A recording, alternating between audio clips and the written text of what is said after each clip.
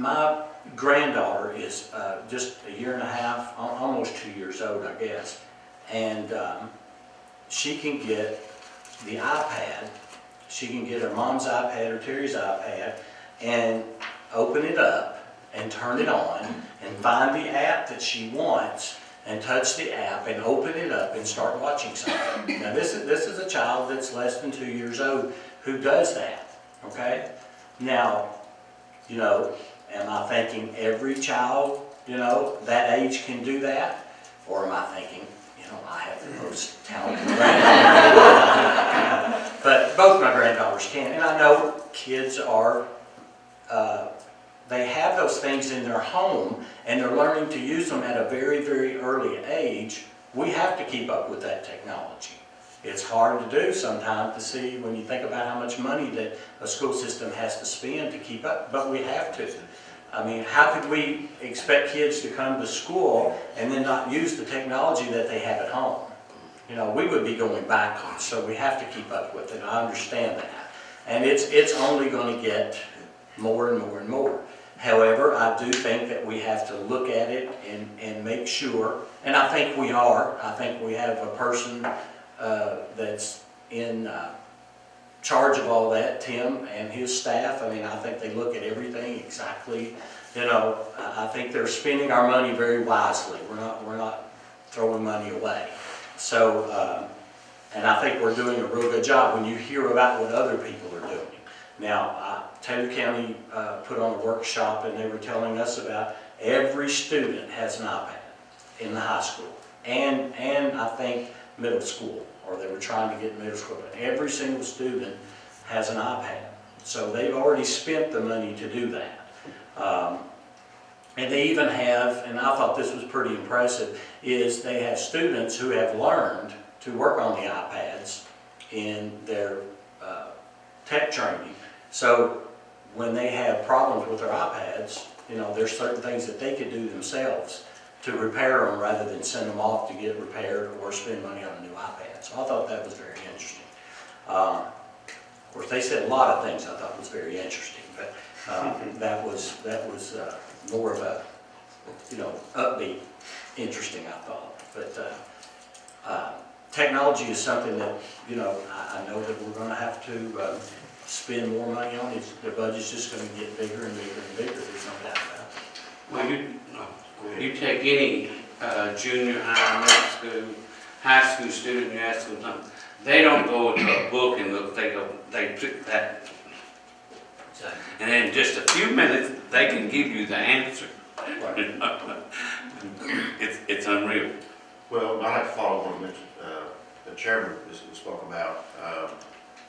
My iPad, I know when I'm trying to type something in, I go to my iPhone and figure out how to spell it.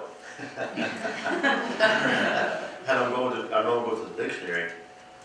But to follow what Mr. Chairman was talking about, is that I said in the session that dealt with legislative preview for 2014 that dealt with education issues.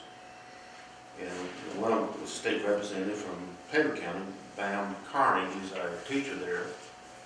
I believe he's in high school. He is. Okay. And the other was Representative Stone, I can't remember his first name, from Allen County. Both represent a different party, but they all seem to be pretty much on the same level, really. And of course, everybody heard, I think a lot of people heard the governor's speech here a couple weeks ago about putting more money in education, and that part of that money is going to buy textbooks. Well, in this work session I went to, they were in favor of that, but they also, some kids, like some older adults, maybe can't use those iPads as effectively as using a textbook.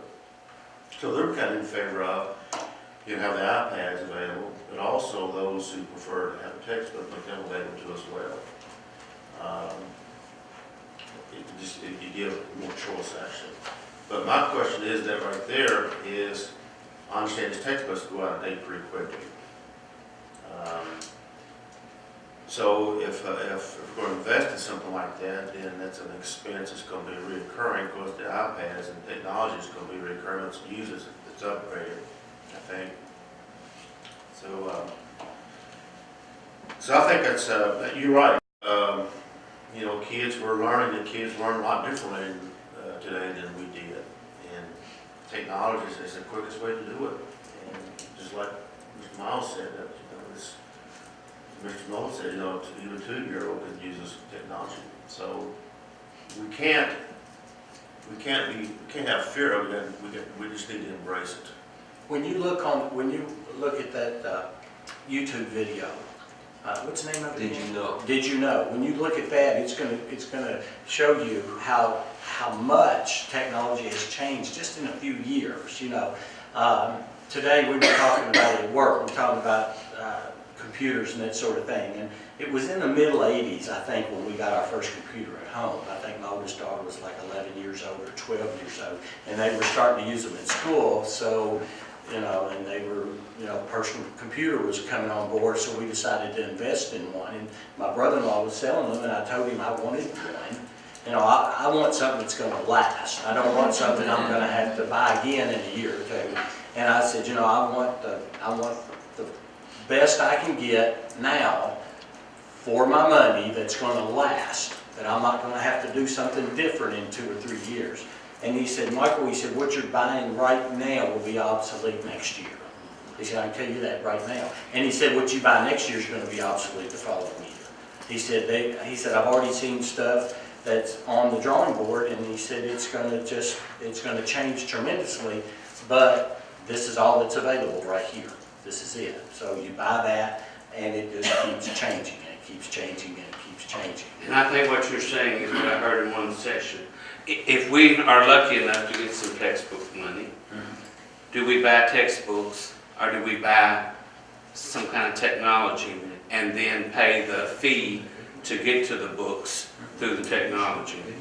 So, you know, I think that's why we're here tonight, is to talk about and look at things that, how do we move ahead? Well, I've had conversations with some, I won't say numerous teachers, but a teacher or two about this, working with Compass Learning, Odyssey.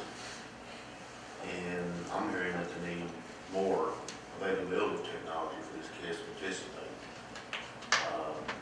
So you know, that is the future. Well, it's here. It's not the future, it is here. But it's even going to be a big part of the future as well. So I think we need to really look hard at that, really do. I read an article a guy sent me several months ago, and it was about college and how this guy predicted that it would change by the year 2020. Okay, so what? That's 6 years away. So some people look at it and say, nah, I just don't see that happening. But to him, he was predicting that the children of the future won't be going to a college. They won't actually even have to leave home to go to college. Everything will be done online. Everything. I mean, you won't go to a building like a classroom and there's a professor talking to 250 students. You'll be on a computer watching this professor who's standing in a room somewhere, and everybody that's online that day hears him and goes to school that way. And there'll be his prediction, and I thought it was interesting. There'll be no tuition. You won't pay tuition to go to school. What you'll do is you'll get your degree, and then you'll hire a firm who will find you a job that's associated with your degree, and you will pay that firm so much money for finding you your position. And he goes on to tell, and I've got the article, I don't know if anybody read it wants to, he goes on to tell how he believes that will work, it's very simple. Well, you know, we've heard the College of Phoenix, how many times we see it? We've seen it on television for years. I mean, really. Well, now I just noticed there's 4 or 5 more that I see advertised, and I'm sure there'll be more and more and more and more. So, you know, for us to sit around and think education is not going to change with the technology we have, you know, it'll be like, you know, sticking your head in the sand. Who knows how it's going to change? I will say this, though, is that the years that I've been on the board, and I've gone to these conventions, and I've listened to people talk, and listen to new ideas, and we've had new ideas. I remember when I was newly on the board in early 2000, you know, the smart board was going to change. I mean, it was going to change how our kids learn, okay? And I feel sure that it did for a lot of kids. I'm sure it's helped a lot of kids, okay? Did it have the impact I perceived was going to happen? It didn't, you know. I don't see it. Maybe the teacher in the classroom can see it, but as a parent, as an adult, I just don't see it. But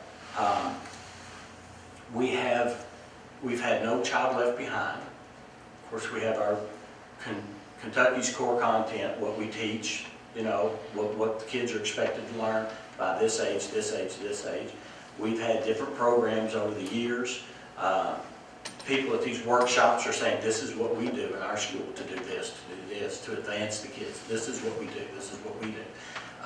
Taylor County has that performance-based education, they call it. There's no grade levels. You start as a, I mean, they didn't even want to say kindergarten, you start as a 5-year-old, is how they wanted to say it. And then as you progress, you keep moving up to different classes, different subjects. If you master math at 5, 6, 7, 8 years, see, they don't use grades. So I ask, well, what do you do with a child in 5th grade? We don't have 5th grade. We don't even pay attention to 5th grade anymore. Well, if you have a child that's in the 5th grade here and they can master, you know, mathematics, and they can do it in 4 weeks or 6 weeks, then you move them into the next class. You move them up. And they take that and they just keep moving up, and they keep coming back for subjects that they haven't mastered. But this is their idea on how to do things. And I'm not saying it's not going to work. I'm not saying that it will work for everybody, and I'm not saying it won't work for anybody. Who knows? But there is one thing that I believe that has to change in education before any of this is going to work. Before any of it's going to work. And that's the amount of time that we spend each day going to school. Students go to school. I cannot see how we have done anything different effectively the years that I've been on the board. I'm not saying that there aren't kids who have gotten better at learning. I'm not saying that. I'm just saying for all that a teacher has to do in a day's time, for all that a student has to learn in a year's time, and there's more. I mean, it keeps getting more and more. If you now, instead of, you know, you used to have writing for a half hour a day, you know, well, you're not doing much of that anymore. You have technology, but you can't learn the technology in just a half hour a day. You know, where now you're spending more time with that, so that takes away from reading, writing, and arithmetic. Y'all may disagree with me. I'm sure there's going to be a lot of people who's going to disagree and say, no, there's plenty of time. But I don't see how we're ever going to get ahead. The way they keep saying we need to get ahead, I don't see how we can do it and still just go 6 hours a day. I don't see how we're going to do it. Well, I think eventually we'll start somewhere along the line. Bottom line is it's always money. That's money issues, finances. But I think that in the long term is that we will increase the number of days in the school year. I really do. Well, and some schools they haven't increased the number of school days, they've just changed their calendar. And does anybody know, is that working for them? You know, are their kids a lot smarter than our kids because they're going year round? Is there statistics out there to show We that? added 2 days. Do we still have those 2 days on? We do. On the school year? We do. Yeah. I don't know that there's any statistics that back that up, but I would think that I'd already been back to the office and had talked to some people in here about what you had talked about the number of minutes, and that's why it's so important that the minutes you have is what you do with those minutes. And I know what we talked about is taking all those things that you're talking about, and if there wasn't a start time or an end time, how many minutes would that take in a day? You know, would it be a 6-hour day? You know, obviously we would need to add in lunch, but you know, or would it be a 7-hour day?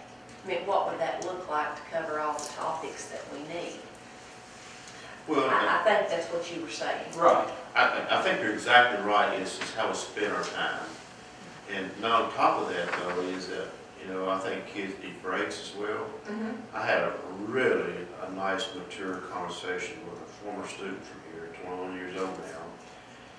She indicated a year-round school, they have more breaks, 2-week breaks, you know, and have same We're number of working on days. that right now, Are this we? winter break. We've had 2 weeks. Yeah, but it wasn't scheduled. Yeah.